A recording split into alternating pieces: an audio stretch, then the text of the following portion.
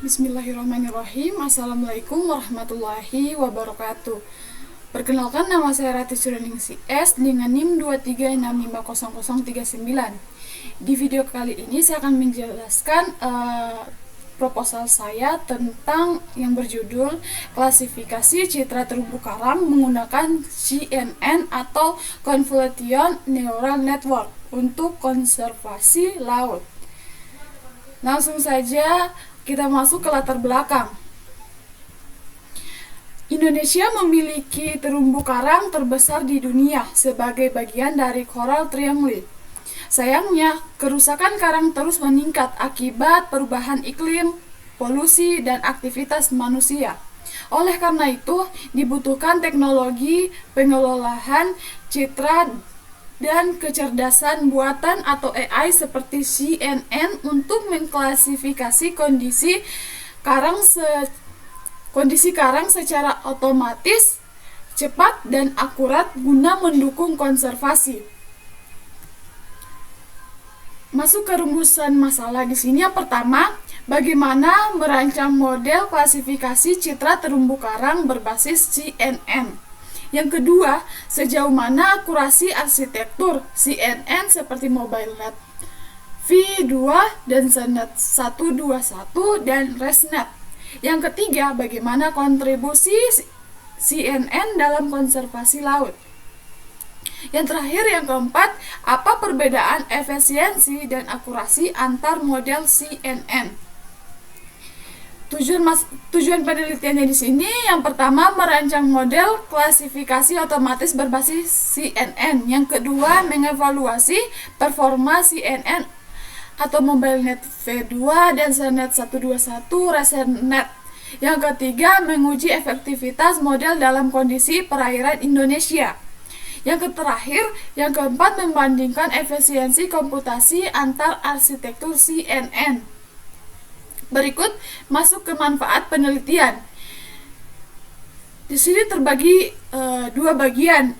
Yang pertama itu ada teoritis, mengembangkan teori CNN dalam konservasi laut dan menambah literatur AI dalam ekologi laut.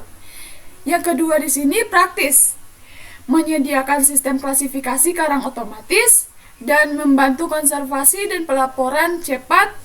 Berikutnya, mendukung penerapan mobile system and AR. Masuk ke landasan teori. Landasan teori di sini ada 4 bagian. Yang pertama, terumbu karang. Terumbu karang di sini ada habitat biota laut, pelindungan pantai. Yang kedua, pengolahan citra digital. Di sini transformasi gambar ke data numerik.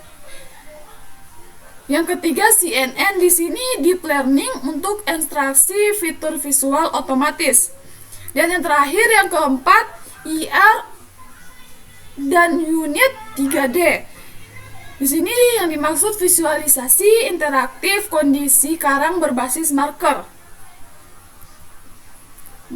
Masuk ke arsitektur CNN. Di sini kita masuk ke tabel dan penjelasannya. Langsung saja ke tabelnya.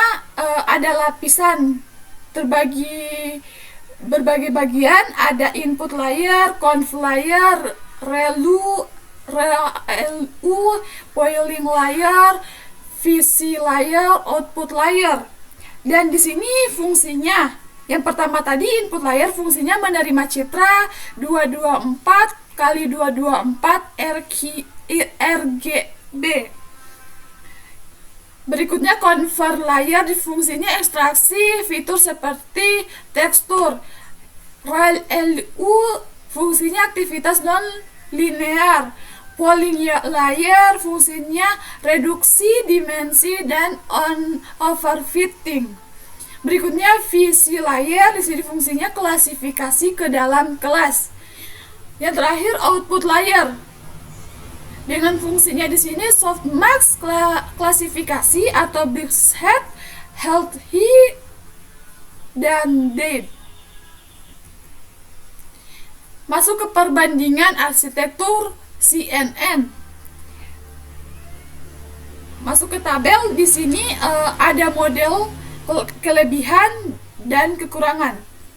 Modelnya di sini MobileNet V2, kelebihannya ringan, cocok untuk mobile, dan kekurangannya akurasi lebih rendah dari DenseNet. Modelnya di sini DenseNet 121, kelebihannya di sini akurasi tinggi dan kekurangannya memerlukan komputasi tinggi.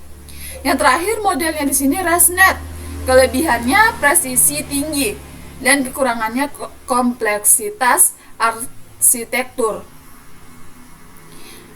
Masuk ke tinjauan pustaka. Yang pertama Utomo and Sri Mulyono pada tahun 2025 yang membahas MobileNet V2 vs DenseNet 121, akurasi 93%. Yang kedua Hadi et al. Pada tahun 2024 membahas MobileNet dengan dataset Kaggle efisien. Yang ketiga Muhammad et al.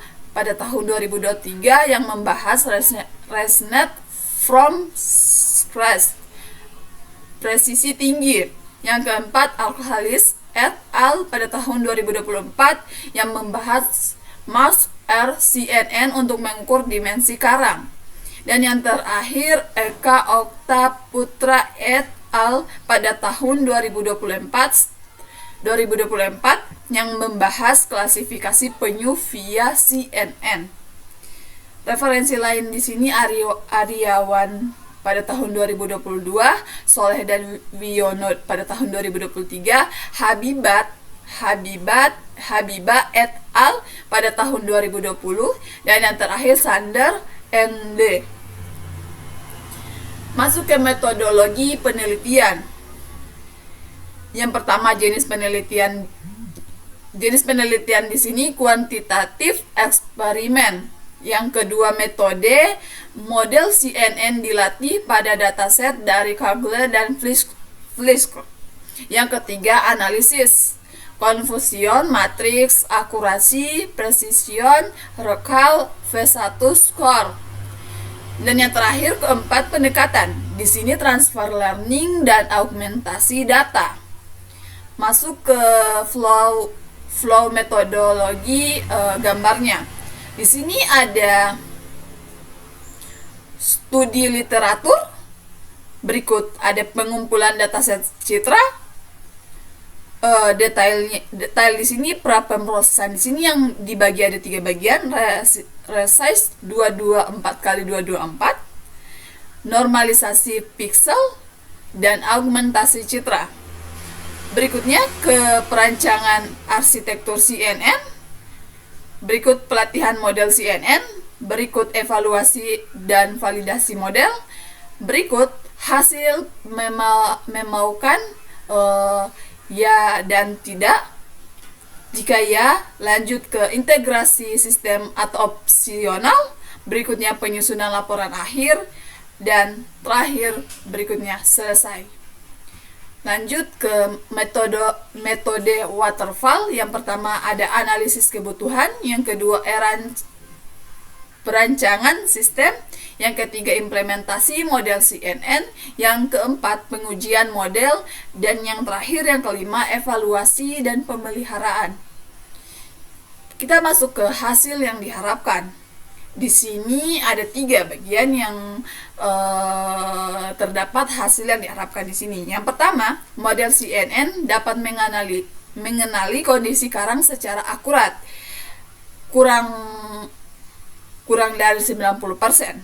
Yang kedua, dapat digunakan untuk aplikasi mobile dan IR. Yang ketiga, dapat digunakan oleh instansi konservasi, penelitian, dan komunitas lokal. Mungkin itu saja penjelasan dari saya. Bila ada salah kata mohon dimaafkan. Wabillahi taufik wal hidayah. Wassalamualaikum warahmatullahi wabarakatuh. Terima kasih.